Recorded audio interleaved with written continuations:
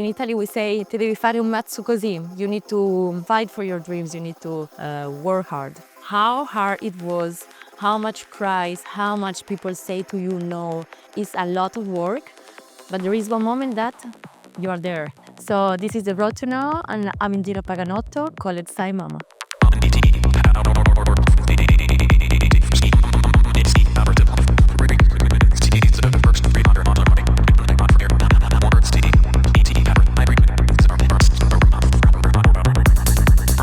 Born in Canary Islands, but my mom is Italian and my father is from Spain.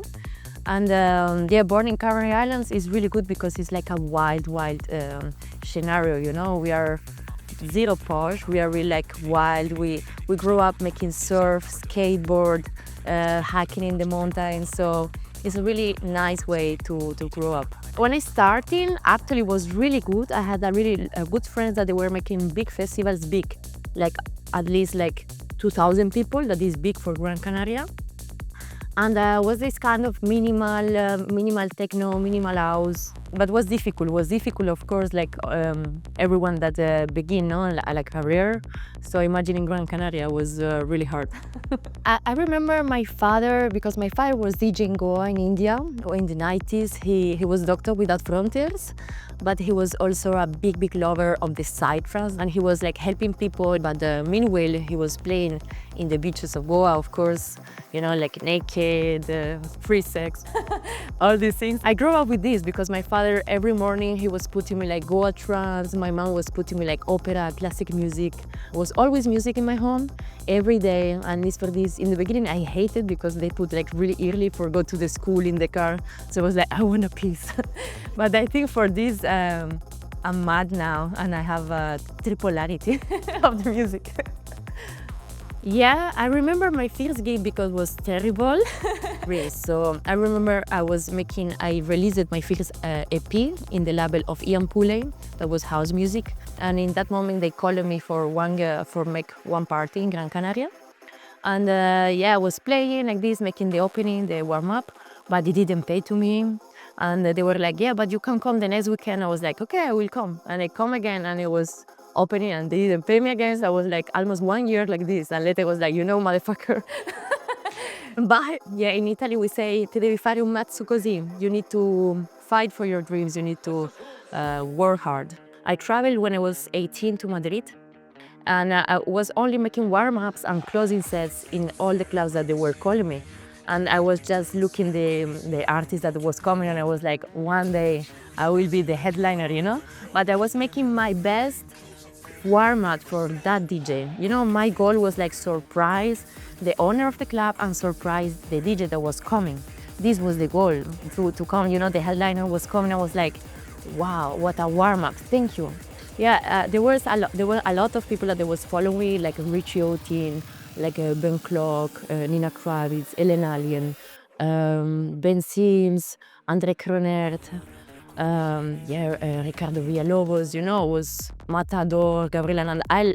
I mean, I can't say a lot in the techno scene, but I love it also the psytrance, you know, like Ace Ventura, Asterix, Talamasca. I mean, I love the music if the music is good. I really follow artists that they are different and they are giving to the scene something different, you know? He was playing psytrance, my father, Goa trance, but you know, in the beginning I was like, I'm over of this music because I was so small. So I started like making like house music, and it's for this, my first EP was with Ian Pule, his label, Pule Music. And when I did, I was like, oh my God, I have it, you know, because it was like, I can be different of my family, that this is the goal always with the kids. And but later I did like 3 EPs with Ian Pule, but later was something inside me, you know, all that years that was like, I'm gypsy. So it was something like, was too posh to be, that music was, I love, but I wanted to be like fuego, caliente, you know, like powerful. And for this I started making like with an aka, because he was like, okay, you should follow one line, Indira, don't mix too much. So I was like, okay, I will make an aka, and was ID 22 for the people that don't know. And I released it just in random labels, but it was like a techno project. And actually it's really good now. I listen and I was like, bro, before I was cooler. So, but later I was like, okay, what is ID22? No one will remember for this. So I was like, I will return back with Indira and I will make a mix of psytrance, house, minimal, techno. And this is where I started to make my own path. I was in the mountains in Madrid. I was like 13 years there and just making music every day with my animals, in my countryside. It's so difficult because a lot of artists, they are like, oh, but look at you, you are there now, but they don't see how hard it was, how much cries, how much people say to you, no, you don't deserve, your music is shit. I mean, it's a lot of work, but there is one moment that you are there.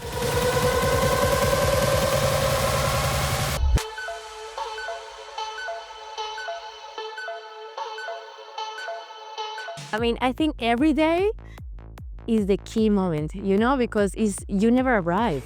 It's a process, and each day is more difficult than the day before. I always think when I wake up, it's like you just started. So in your mind, you can't stop. You just need to continue. So that's the key, I think. My sound, I call psytechno, but also psytrance with techno. So the biggest challenge to make the psytechno known and I think respected was to show the scene of the techno that it could be a respected genre for the clubs. It could be a respected genre for the festivals. Because before, when I was playing this kind of music in the clubs, in the festivals, I was looking like sometimes like the old DJs, you know, like they, of course, say like, what the fuck she's doing? His psytrance in Awakenings, his psytrance in Time Warp. This is like, it's not good, what is happening?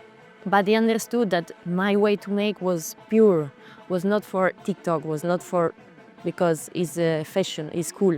It's because I believe that was missing this kind of genre in the scene, and I did with all my love. So slow, they were like, okay.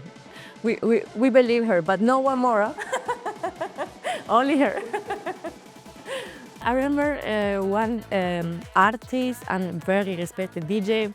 I was in his studio, I was really small, and I was mixing with him my track. And he said to me, because we were making house music, and he said to me, I put to him like a psytrance track of Talamasca, and I say to him, hey, by the way, this is what I like, because I was making house. And he said to me, Indira, this is not the way. So forget this, you continue with the house. Look now. No, but you know, it was super funny because all these years I never had any notice of him.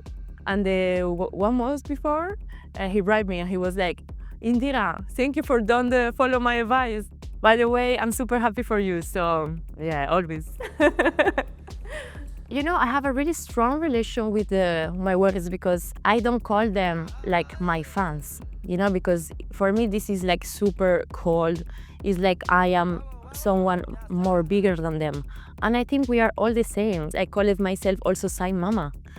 I mean, the people now, they call me, but it's because also with Indira Paganotto was like, for me, like too much classes, you know? It was like, I'm like the Psy Mama, I did the Psy thing. But also for them, it's like, I don't call them like fans. I call them warriors, and for me, it's more like a community. I don't know. I think they feel like part of that. Yeah, and also, I have something that we have chats together to the more crazy warriors. So we have in WhatsApp, and they know each other in all the world. So they can go to London, and they know each other, you know? So it's community, it's nice. The roses actually was super funny because was one warrior that bring to me one time, and was in the moment that one boyfriend split with me. So I was like almost crying, and I was like, oh, thank you, because this stupid guy never give me roses. So he was like, yeah, everyone should give you roses because you are the Psy Mama. So I was like, okay, that's nice. So I did like one quote, like bring roses to Psy Mama one day. And the next gig, they were giving me roses. So it started like that, and now every time they give me roses, so it's kind of an iconic thing. I mean, It's better than the ask for underwear. It's more romantic. So Artcore is a mix of me because I'm Gemini, so I'm like kind of, they say, bipolar, two parts. So I really love art. Since I'm small, I get super sensitive with the opera, with the classic music, with the art in general. I love cooking, painting, you know, all the art, not only the music, but I'm really fucking hardcore. I mean, I'm wild, I make Muay Thai, I make a surf skate, so I wanted to mix the two things, and one time I was like, yeah, something with art, but I love hardcore, and it was like, Artcore, and I mix, and I think the name is insane. And yeah, I don't know, it's these things like this, you know. Now, for example, we are making an office here in Ibiza, and we call it Artopia, because it's like, you know, the utopia and the art. So yeah, I'm good in names too. I will give my email for contact. Gipsy Queen is one of the newest, so I know 100%, because, you know, I was just wanted to make like my roots, like the flamenco, in a way that is not cheesy, you know, because normally when you mix like the flamenco with electronic, yeah, sometimes can be like too much like commercial maybe. And I wanted to be also respected with the scenario of the flamenco people, you know. So I tried to make with the best respect ever.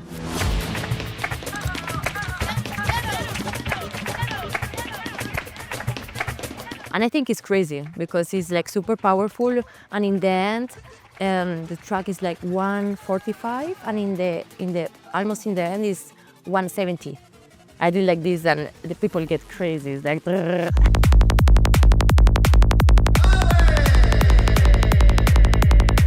Ooh, I mean, I'm really proud. The thing that I'm more proud in my career is to see all the faces of my team every time we go to play in some good place, that they are proud. Achievements like my parents, they are happy of my work. They are proud also. And in work, talking, of course, main stage of Tomorrowland, being in Hï now, this is for me is one of my biggest dreams. Also, I remember at the first time I played here, I was like, oh my God, I mean, this would be like really like the biggest step, you know, because Ibiza for me is Hï. You know, for me it's like this. And yeah, now I think I'm in a good moment of my career where I can say everything I dream it, I have now. You know, you just need to dream and work hard and you will have. It's crazy, but it's like this. Or if I would see me with 18, I would say just go, just don't think. I would make each of the bad steps that I did, I would make again. Because for that is the woman I am now.